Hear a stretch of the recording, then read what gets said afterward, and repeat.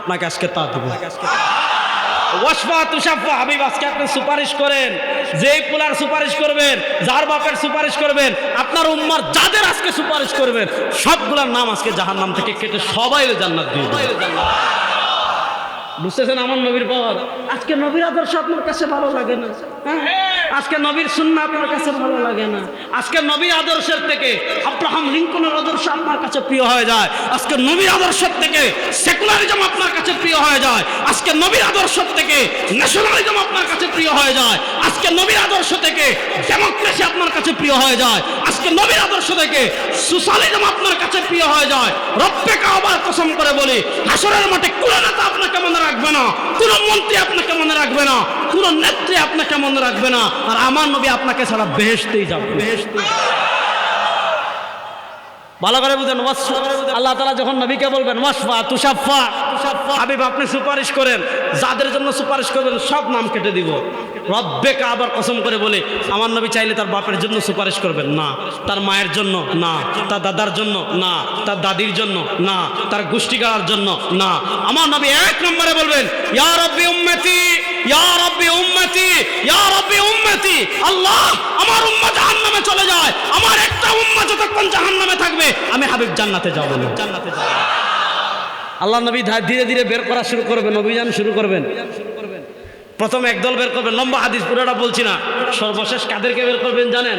সরওয়ারে দু আলম সাল্লাল্লাহু আলাইহি ওয়াসাল্লাম বলেন, মান কানা ফি কলবিহি মিসকালু হাববাতিন মিন খারদালিন মিন ঈমান, মান কানা ফি কলবিহি মিসকালু হাববাতিন মিন খারদালিন মিন ঈমান, মান কানা ফি কলবিহি মিসকালু হাববাতিন মিন খারদালিন মিন ঈমান। নবীর এমন বহু উম্মাহ থাকবে, আরে গুনাহ আসমান পরিমাণ। নবীর এমন উম্মাহ থাকবে, গুনাহ পাহাড় পরিমাণ। নবীর এমন উম্মাহ থাকবে, গুনাহ সমুদ্রের ফেনা পরিমাণ। কিন্তু ওই আসমান পরিমাণ গুনার নিচে দেখা যায় জীবনে একবার বলেছিল লা ইলাহা, ওই নবী আসমান পরিমাণ গুনার নিচে দেখা যায় জীবনে একবার বলেছিল লা ইলাহা, জীবনে একবার বলেছিল লা ইলাহা, বলে না জীবনে একবার বলেছিল লা ইলাহা, আরে জোরে বলো না, জীবনে একবার বলেছিল লা ইলাহা, হাত তুলে বলেন জীবনে একবার বলেছিল লা ইলাহা। কাম হয়ে গেছে, কাম হয়ে গেছে। মান কানা ফি কলবিহি মিসকালু হাববাতিন মিন খারদালিন মিন ঈমান, আমার নবী বলেন যার অন্তরে সরিষার দানা পরিমাণ ঈমান থাকবে আমি সুপারিশ করে জান্নাতে নিয়ে আসব। সরিষার দানা বহন করতে তো মনে করেন ট্রাক লাগে, ট্রাক লাগে, হ্যাঁ ট্রাক্টর তো লাগে, ট্রাক্টর তো লাগে, রেলগাড়ি লাগে, রেলগাড়ি লাগে। এই চুট্টু এই সামান্য ঈমান, আচ্ছা বলেন, আচ্ছা বলেন, যেই জিনিসটা যাররা পরিমাণ থাকলে, যেই জিনিসটা সরিষার দানা পরিমাণ থাকলে আপনার জান্নাত নিশ্চিত, এই জিনিস থেকে দামি জিনিস দুনিয়াতে আছে? বলেন এই জিনিস থেকে দামি জিনিস দুনিয়াতে আছে? তাহলে বলেন দুনিয়াতে সবচেয়ে দামি জিনিসের নাম? রাস্তা বলেন দুনিয়াতে সবচেয়ে দামি জিনিসের নাম? বলেন না দুনিয়াতে সবচেয়ে দামি জিনিসের নাম? আরো জোরে বলেন দুনিয়াতে সবচেয়ে দামি জিনিসের নাম? দুনিয়াতে সবচেয়ে দামি জিনিসের নাম? এবার উল্টা ওয়াজ করি, ভালো করে বুঝেন। এটা মাসালা বলি, উত্তর দিন তো। আপনাদের এই এই মাহফিলের সবচেয়ে পাশের যে মসজিদ, এই মসজিদের নাম কি? মসজিদের নাম কি? পশ্চিম পশ্চিম নয়ামাটি, নয়ামাটি পশ্চিম নয়ামাটি জামে মসজিদে এক ব্যক্তি এশার নামাজ পড়তে দাঁড়াইছে, বেচারা ভুলে মোবাইল সাইলেন্ট করে নেয়। এখন খালি নামাজ আল্লাহু আকবার নামাজ শুরু করছে, আর বেচারার মোবাইলে রিংটোন বাজা আরম্ভ হয়েছে। একবার কাটে আবার আসে, দুইবার কাটে আবার আসে, তিনবার কাটে আবার আসে, চারবার কাটে আবার আসে, এক রাকাত শেষ আবার আসে, দুই রাকাত শেষ আবার আসে, 3 নম্বর রাকাতে গিয়ে বেচারা আর ধৈর্য ধরতে পারে না। এই অমুকের বাচ্চা অমুক দিছে বাঙালি গালি পুরান ঢাকাইয়া, বুঝেন না? হাই বেটা বুঝাস না, আমরা বলাস কোথা করে আমি নামাজ পড়তেছি, একটা রাকাত বাকি আছে, ধৈর্য ধর। নামাজ শেষ করে ফোন ঘুরাইতেছি। নামাজ আসে না গেছে? কথা বলে না, নামাজ আসে না গেছে? তাহলে বোঝা গেল নামাজ অবস্থায় কিছু কাজ করলে নামাজ থাকে। কথা বলে না, তো নামাজ অবস্থায় যে সকল কাজ করলে নামাজ থাকে না, এই কাজগুলো বলে নাওয়াকিজুস সালাত, নামাজ ভঙ্গের কারণ। এ বাচ্চারা, নামাজ ভঙ্গের কারণ কয়টি? 59টা। নামাজ ভঙ্গের কারণ কয়টি? তাহলে আমরা কম বেশি সবাই জানি কি জানি না? এক ব্যক্তি রোজা রাখছে, একটা হলো রোজা রেখে ভুলে খেয়ে ফেলছে, কোনো সমস্যা নাই। রোজা অবস্থায় কেউ যদি ভুলে পান করে, রোজা অবস্থায় কেউ যদি ভুলে খাবার খায়, আল্লাহ তাআলা খাওয়াইছেন, আল্লাহ তাআলা পান করছেন। কিন্তু এক ব্যক্তি তার রোজার কথা মনে আছে, রোজার কথা মনে থাকার পর বাজারে গিয়ে দেখছে টটকত তেঁতুল বিক্রি করতেছে অথবা আইসক্রিম বিক্রি করতেছে, রোজার কথা মনে থাকার পরও খেয়ে ফেলছে, রোজা আছে না গেছে? তাহলে বোঝা গেল রোজা অবস্থায় কিছু কাজ করলে রোজা থাকে না। এক ব্যক্তি অজু করছে, অজু করার পর মাটির কাজ করেছে অথবা ভারী কোনো কাজ করেছে, প্রচণ্ড ক্লান্ত হয়ে গিয়েছে, প্রচণ্ড ঘেমে গিয়েছে, কোনো মসজিদে আসছে, কোনো দোকানে আসছে, বাড়িতে আসছে, বাসায় আসছে, আসার পর দেখছে এয়ার কন্ডিশন চলে, এসি চলে, সে চেয়ারে হেলান দিছে, ঠান্ডার কারণে ঘুম চলে আসছে, সে শুয়ে ঘুমিয়ে গিয়েছে, অজু আছে না গেছে? বলেন অজু আছে না গেছে? তাহলে বোঝা গেল নামাজ অবস্থায় কিছু কাজ করলে নামাজ থাকে না, এগুলো নামাজ ভঙ্গের কারণ। রোজা অবস্থায় কিছু কাজ করলে রোজা থাকে না, এগুলো রোজা ভঙ্গের কারণ। অজু অবস্থায় কিছু কাজ করলে অজু থাকে না, এগুলো অজু ভঙ্গের কারণ। হজ অবস্থায় কিছু কাজ করলে হজ থাকে না। মনে করেন হজের একটা গুরুত্বপূর্ণ বিধান হলো আরাফার মাঠে থাকা। এখন যেদিন আরাফার মাঠে দিন সে খবর পাইছে যে আজকে জিদ্দায় আল হেলাল আল নাসেরের খেলা হবে, একদিকে ক্রিস্টিয়ানো রোনালদো আর আরেকদিকে নেইমার। বললো দূর হজ তো আর করবো, এক কাজ করি ক্রিস্টিয়ানো রোনালদো আর নেইমারের খেলা দেখে আসি। এরম পরে গেছে গা জিদ্দায়, হজ আসে না গেছে? তাহলে বোঝা গেল হজ অবস্থায় কিছু কাজ করলে হজ থাকে। শুনেন শুনেন, নামাজ ভঙ্গের যেমন কারণ আছে, রোজা ভঙ্গের যেমন কারণ আছে, হজ ভঙ্গের যেমন কারণ আছে, অজু ভঙ্গের যেমন কারণ আছে, ইমান ভঙ্গের কারণ আছে না নাই? আল্লামা ইবনে আবিদিন শামী রহমতুল্লাহ আলাইহি তার ফতোয়া শামীতে লিখেছেন, এই উম্মার প্রত্যেকটা সদস্যের জন্য কোন কথা বললে ঈমান যায়, কোন কাজ করলে ঈমান যায়, কোন বিশ্বাস পালন করলে ঈমান যায়, ঈমান ভঙ্গের কারণগুলো জানা প্রত্যেক মুসলমানের জন্য ফরজে আইন। কিন্তু আজকে এই উম্মার জন্য চিন্তার কারণ কি জানেন? আজকে এই উম্মা ওযু ভঙ্গের কারণ জানে, আজকে এই উম্মা নামাজ ভঙ্গের কারণ জানে, আজকে এই উম্মা রোজা ভঙ্গের কারণ জানে, আজকে এই উম্মা হজ ভঙ্গের কারণ জানে, কিন্তু আজকে এই উম্মা ঈমান ভঙ্গের কারণ জানে না।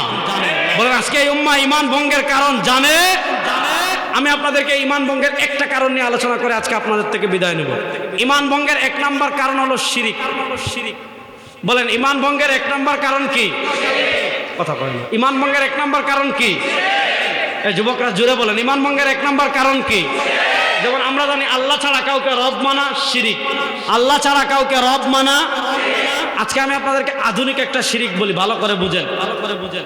আমরা বিশ্বাস করি আমাদের রবকে, আর আসতে বলেন। আচ্ছা কেউ যদি আল্লাহ ছাড়া কাউকে রব মানে, এটার নাম? আল্লাহ ছাড়া কাউকে রব মানলে ঈমান থাকবে? যুবকরা আওয়াজ দেন, আল্লাহ ছাড়া কাউকে রব মানলে ঈমান থাকবে? এবার দেখেন আল্লাহ তাআলা পবিত্র কোরআনে ইহুদীদের চরিত্র বর্ণনা করতে গিয়ে কি বলেছেন?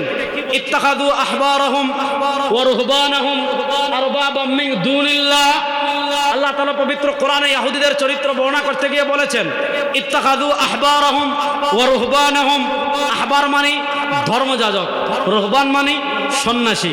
আল্লাহ তাআলা ইহুদীদের চরিত্র বর্ণনা করতে গিয়ে বলেন ইহুদীরা তাদের ধর্মযাজকদের, ইহুদীরা তাদের সন্ন্যাসীদের আরবাবান রব বানিয়েছে। কাকে বাদ দিয়ে? মিন দুনিল্লাহ। আমরা জানি রব আল্লাহ, আমরা জানি সবকিছুর মালিক আল্লাহ, আমরা জানি সারা দুনিয়ার সবকিছুর রব আল্লাহ। আল্লাহ তাআলা ইহুদীদের চরিত্র বর্ণনা করতে গিয়ে বলেন ইহুদীরা তাদের ধর্মযাজকদের, ইহুদীরা তাদের সন্ন্যাসীদের রব বানিয়েছে। কাকে বাদ দিয়ে? আল্লাহকে বলেন। ইহুদীদের একজন বড় আলেম ছিলেন হযরত আদী ইবনে হাতিম রাদিয়াল্লাহু তাআলা আনহু। তিনি আগে ইহুদি পণ্ডিত ছিলেন, আলেম ছিলেন। আল্লাহ নবী সাল্লাল্লাহু আলাইহি ওয়াসাল্লামের হাতে পরবর্তীতে তিনি মুসলমান হয়েছেন। আল্লাহ তাআলা যখন আয়াত নাজিল করলেন ইহুদিরা তাদের ধর্মযাজকদেরকে রব বানিয়েছে, ইহুদিরা তাদের সন্ন্যাসীদেরকে রব বানিয়েছে, তিনি দৌড় দিয়ে নবী করিম সাল্লাল্লাহু আলাইহি ওয়াসাল্লামের খিদমতে আসেন। খিদমতে এসে জিজ্ঞাসা করেন ইয়া রাসূলুল্লাহ, এই আয়াতটা বুঝলাম না, আমি তো আগে ইহুদি ছিলাম, যদি আমরা ধর্মযাজকদেরকে রব মানতাম, যদি আমরা সন্ন্যাসীদেরকে রব মানতাম, তাহলে আমরা তাদেরকে সিজদা করতাম, আমরা তাদেরকে ইবাদত করতাম। আমরা তো ধর্মযাজকদের ইবাদত করিনি, আমরা ধর্মযাজকদের সিজদাও দেইনি, আমরা সন্ন্যাসীদের ইবাদত করিনি, আমরা সন্ন্যাসীদেরকে সিজদাও দেইনি। যেহেতু আমরা তাদের ইবাদত করিনি, যেহেতু আমরা তাদেরকে সিজদাও দেইনি, তাহলে প্রশ্ন হলো আমরা তাদের ইবাদত করলাম না, আমরা তাদেরকে সিজদাও দিলাম না, রব কেমনে মানলাম? প্রশ্ন বুঝছেন? যদি আমরা ধর্মযাজকদেরকে রব মানতাম, যদি আমরা সন্ন্যাসীদেরকে রব মানতাম, আমরা তাদেরকে সিজদা দিতাম, আমরা তাদের ইবাদত করতাম, আমরা ইবাদতও করিনি, আমরা সিজদাও দেইনি, তাহলে প্রশ্ন হলো আমরা ধর্মযাজকদেরকে কেমনে রব বানাইলাম? নবী করিম সাল্লাল্লাহু আলাইহি ওয়াসাল্লাম জবাব দিচ্ছেন, আমা ইন্নাহুম লাম ইয়াসজুদুনাহুম ওয়া লাম ইয়াবুদুনাহুম। শুনো, যদিও তোমরা তাদেরকে সিজদা করোনি, যদিও তোমরা তাদেরকে মানে ইবাদত করেনি, কিন্তু ইন্নাহুম ইযা আহাল্লু শাইআন হারামাল্লাহ ওয়া হারামু শাইআন আহাল্লাল্লাহ। কোন জিনিস হালাল হবে, কোন জিনিস হারাম হবে, এই কোন শরিয়ার কোন বিধান মনে করেন আল্লাহ তাআলা বিধান দিয়েছেন এই জিনিসটা হালাল, আল্লাহ তাআলা বিধান দিয়েছেন এই জিনিসটা বলেন গরুর গোশত খাওয়া হালাল না হারাম? রাস্তে বলে সমুদ্রের মাছ খাওয়া হালাল না হারাম? হারাম না? মাছ খাওয়া হালাল না হারাম? এখন আল্লাহ তাআলা বলেছেন হালাল। যুবকরা ভালো করে মনোযোগ, কান খাড়া। আল্লাহ তাআলা বলেছেন হালাল, ধর্মযাজক আর সন্ন্যাসীরা বলে হারাম। মনোযোগ, আল্লাহ তাআলা বলেছেন এটা হারাম। সুদ খাওয়া হারাম, ঘুষ খাওয়া হারাম, জুয়া খেলা হারাম, ব্যভিচার করা হারাম, এতিমের মাল আত্মসাৎ করা হারাম, মিথ্যা বলা হারাম, গীবত করা হারাম। আল্লাহ বলেন হালাল, ধর্মযাজকরা বলে হারাম। আল্লাহ বলে হারাম, ধর্মযাজকরা বলে হালাল। আল্লাহ বলেন হালাল, সন্ন্যাসী বলে হারাম। আল্লাহ বলেন হারাম, সন্ন্যাসী বলে হালাল। এবার একদিকে আল্লাহর বিধান, আরেকদিকে সন্ন্যাসীর বিধান, একদিকে আল্লাহর বিধান, আরেকদিকে ধর্মযাজকের বিধান। এবার ইহুদিরা কি করেছে? আল্লাহর বিধানকে বাদ দিয়ে ধর্মযাজকের বিধানকে মেনেছে, আল্লাহর বিধানকে বাদ দিয়ে সন্ন্যাসীদের বিধানকে মেনেছে। আল্লাহর নবী বলেন এই যে ইহুদিরা আল্লাহর বিধানকে বাদ দিয়ে ধর্মযাজকদের বিধান মেনেছে, আল্লাহর বিধান বাদ দিয়ে সন্ন্যাসীদের বিধান মেনেছে, আইন দেওয়ার মালিক একমাত্র কে? এখন একদিকে আল্লাহর আইন আর একদিকে সন্ন্যাসীদের আইন। এবার আল্লাহর আইনের বিপরীত আপনি যদি মনে করেন সন্ন্যাসীদের আইন ভালো, তাহলে আপনি আল্লাহ বাদ দিয়ে এদেরকে রব বানিয়েছেন। এটা নাম হলো রাজনৈতিক শিরিক। এই আল্লাহর আইন আছে না নাই? যুবকরা বলেন আল্লাহর কোরআনের আইন আছে না নাই? একটা হলো আপনি আল্লাহর আইন বাস্তবায়ন করতে পারছেন না, কোরআনের বিধান আমাদের বাংলাদেশে নাই। কোরআনের বিধান বাংলাদেশে নাই বলেই 52 বছর সোনার বাংলাদেশ প্রতিষ্ঠা করা যায় নাই। কোরআনের আইন বাংলাদেশে নাই বলে চুরি বন্ধ করা যায় নাই। কোরআনের আইন বাংলাদেশে নাই বলে খুন বন্ধ করা যায় নাই। আমরা বলি মাত্র 3 সপ্তাহের জন্য বলেন, যারা ব্যাংক চুরি করবে, শেয়ার বাজার চুরি করবে, দেশের টাকা বিদেশে চুরি করবে, আল্লাহ কোরআনের আইন বলে আস-সারিকু ওয়াস-সারিকাতু ফাকতাউ আইদিয়াহুমা, শুধু 3 মাসের জন্য কোরআনের আইন বাস্তবায়ন করেন, সব চুরি বন্ধ হয়ে যাবে।